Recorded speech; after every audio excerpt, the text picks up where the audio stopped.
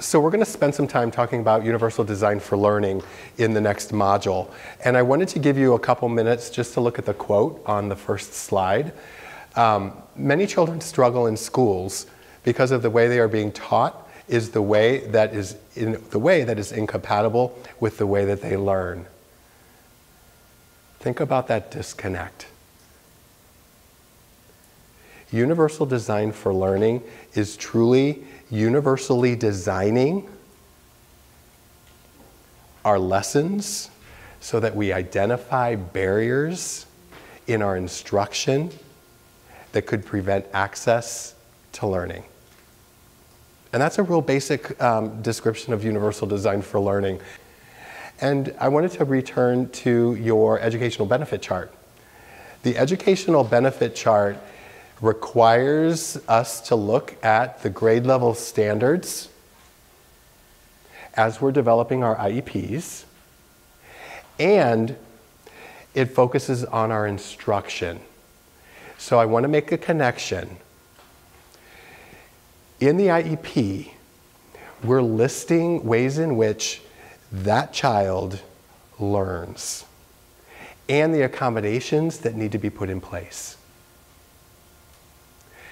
Out of that IEP, it's important to know who is sitting at the table. But I think it's even more important to know who's not sitting at the table. And the importance there is that if the child that we're meeting on will have instruction delivered by any staff member who's not sitting at the table, how are we going to get that information to them? Because if that individual doesn't have the information that they need to effectively instruct that child, they don't have access to the instruction that's being provided. They're sitting in that class with a blindfold on, with earmuffs on, with a gag on. So think of it in terms of that. Who's not at the table, who needs this information? Universal design for learning is actually mentioned in the Common Core one time. And they mention it. They mention universal design for learning by name. It's mentioned in the application for students with disabilities. And that's a document that was created that ensures that everyone understands that Common Core apply to students with disabilities also. They may need different accommodations. They may be functioning at a different grade level, but the Common Core applies to all. The point that I want to make there, though, is that universal design for learning is not only for students with disabilities. It is for all students because we all learn differently. So universal design for learning is not specific to only children with disabilities. And then when we're writing our goals and objectives, that's where we look at the under what conditions. So in our instruction, if we're using universal design for learning practices, we should have those practices show up in our goals and objectives on what the child needs instructionally and what the child needs to meet their goals and objectives. So when we talk about instruction, when we talk about universal design for learning in the IEP development process, we have to look at the standards, we have to look at the instruction that's being provided, and we have to look at the way in which we're crafting our goals and objectives that apply to instruction. So if a child needs a particular accommodation, it should show up in their goals and objectives, it should show up in their instruction. Okay? So I want you to watch a video. And what I'd like you to think of is how does the environment positively or negatively impact our students? A unique dining experience has just reached Canada. You can find it at a restaurant in downtown Toronto. It's different because the menu not only caters to the taste buds, it also speaks a language of food you won't hear anywhere else. Joanna Remiliotis explains.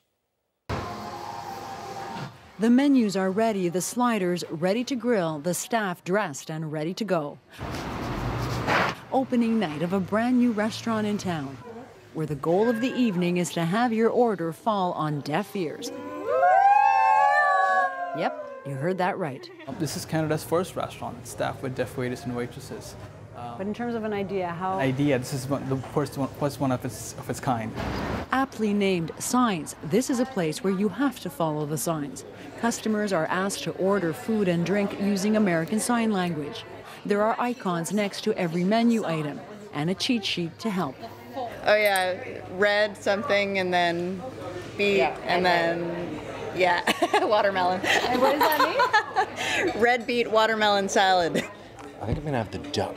What's that? Sign it. Duck. Yeah, you're gonna have to sign that. I think it's like this and like this. Exciting. And Jan Manikumar wanted to deliver a whole new dining experience and give deaf people a chance to shine. Providing them an opportunity here, I think, is something that they deserve, and they are very talented. Every one of them, every one of my staff, I'm very happy to say they are extremely talented. More than 200 deaf people apply to work here. Most of the 50 or so who made the cut have no restaurant experience, but a passion to learn. Giving the deaf community opportunity to work in a workforce that they wouldn't otherwise be able to work in. And it's opening up a whole new workforce for the deaf community. This is Mehdi Safavi's first full-time job. An interpreter helped us ask him how that feels. It's wonderful. I'm so excited to be here. It's a deaf environment where hearing people can come in and experience our world and our culture. So it's really amazing, really amazing. And it's a challenge for me, but a great challenge. It's brand new, but already there's a buzz and reservations are pouring in. Your biggest problem right now is that you have too much business? I might have too much business. And all through an entirely different word of mouth. Ioana Brumiliotis, CBC News, Toronto. So what connection did you make between the environment and the positive or negative outcomes for the patrons at the restaurant, or how can you relate that to students in the educational environment? And I think that the important piece to Universal Design for Learning is we're looking at multiple ways for students to express themselves or receive information. Something else interesting, I think, about the video is that by virtue of walking through the door, the customers became disabled. Think about that. By virtue of walking through the door, and because of the environment that was created in the restaurant, I would be the disabled one, and the deaf waiters and waitresses were the ones who functioned easily. So how we define disability in some cases is environmental. But they had accommodations too to help them. So they also had accommodations so that they could communicate with each other. What if in a classroom a child didn't have the appropriate accommodations? Exact same thing. The customers couldn't have gotten their needs met. Does that happen sometimes in our classrooms? Another piece to this is when you look at the waiters and waitresses, they said that this is the first time they ever had a job. Could we honestly say that they were unable to previously perform the duties of a job? They couldn't perform the duties of the job because of the environmental impact or the lack of access in the environment. They had the ability to do it, and with the appropriate accommodations, they could be successful. And I think for me, that's the foundation of Universal Design for Learning. It provides that access. So when we look at Universal Design for Architecture, which is what Universal Design for Learning is based on, we have ramps. Think about individuals with wheelchairs, providing access from street to curb. Curb cuts, electric doors, captions for television. Think about captions. Who were they created for? Individuals who are deaf and hard of hearing, right? But who uses it? Who uses captions? Everybody uses captions. I think of it at the gym, exactly. So at the gym, you've got people who are listening on their headphones and watching TV and doing the elliptical. Think about in bed. You have a partner who wants to sleep and a partner who wants to watch TV. Turn on the captions and you both get your needs met. So universal design for architecture, although created for a specific population, actually gets the needs met for a greater population. Same thing with universal design for learning.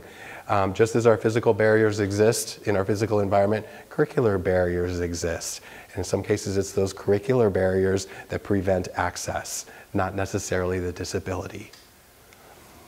UDL is a proactive lesson design. When I say proactive lesson design, it means when I'm lesson planning as the teacher, I'm taking into account any barriers that might exist in the curriculum from the get-go, which is different from differentiated instruction.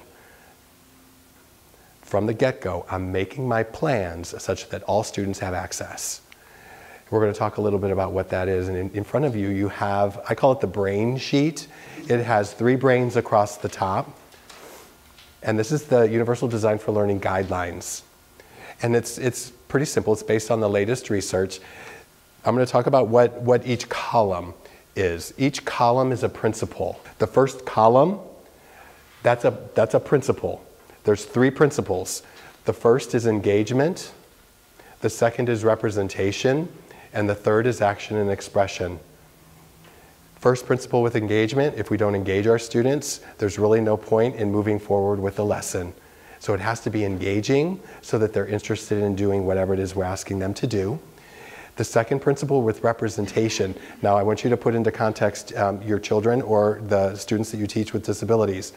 How I represent information for them is determinant on whether or not they understand it, right? So what I say, what I put in the classroom for them to see, what I put in front of them in terms of materials to use, that's all representation. It's all information going in. And I can design my lesson to make sure that the information that's going in is understandable, as simple as the vocabulary I use, right? If I didn't tell you what the principles were, you wouldn't know what I was talking about. I have to be clear that as the teacher, I'm using communication, I'm using vocabulary, I'm using symbols that students understand. They don't, that's a direct barrier. That's principle number 2. Principle number 3 is action and expression. This is information going out. This is information that students are expressing. Does that make sense? It's principle number 2, information in. Principle number 3, information out. I can give students multiple ways to express themselves, right? What if I have a student who's interested in technology? You can express what you've learned in this lesson by creating a PowerPoint. Other people are proficient at writing. Write me an essay. They can choose multiple ways to demonstrate understanding. That's the basis of Universal Design for Learning. Each one of the gray boxes is a guideline. So you can write that as part of what we're talking about. Each principle has 3 guidelines. And within each guideline, those little addition marks, those are called checkpoints. That's what guides my lesson planning. That's what guides me to understand what barriers might exist. Here's the thing. As a general ed teacher, if I haven't received the professional development in understanding how to address barriers for that particular student that I have in my class with a disability, how can I break down the barriers if I don't know the IEP and I don't know the disability as it presents itself in the classroom? See the disconnect there? It can't be appropriate instruction if we don't understand how to identify the barriers. And in UDL terms, on the back side of that page, it has the definition of what an expert learner is. So take a moment and go through each one of those points about a descriptor about what it means to be an expert learner, and think about the skills that are needed for a child to be successful post-secondary. These are the skills that we're enhancing, that we're building upon, and you'll notice that there aren't any specific English language arts, to math, to writing, speaking and listening. They're all about those non-cognitive skills that we talked about earlier. So a quick example. Everyone's familiar with a Rubik's Cube? Okay? So a Rubik's Cube in its first iteration, what populations can't use it? what populations can't use this iteration? Okay, if you're blind, right? If you're visually impaired, what about fine motor, right? So there are certain populations who can't use a Rubik's Cube. So they created another version and they took the color away and they put Braille. Now who can't use that version? Everybody else, right?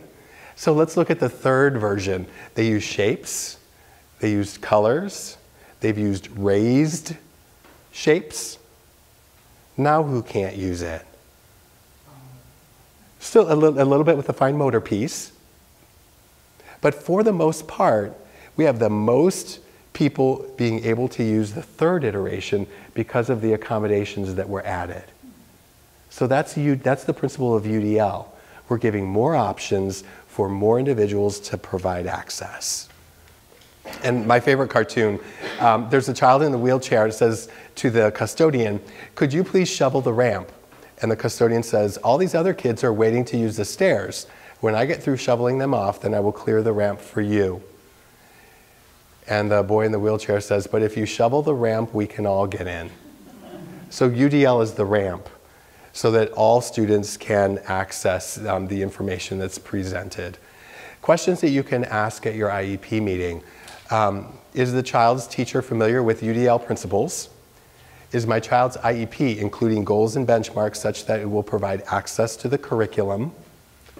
And does the accommodation plan include the UDL principles of engagement, representation, and action and expression?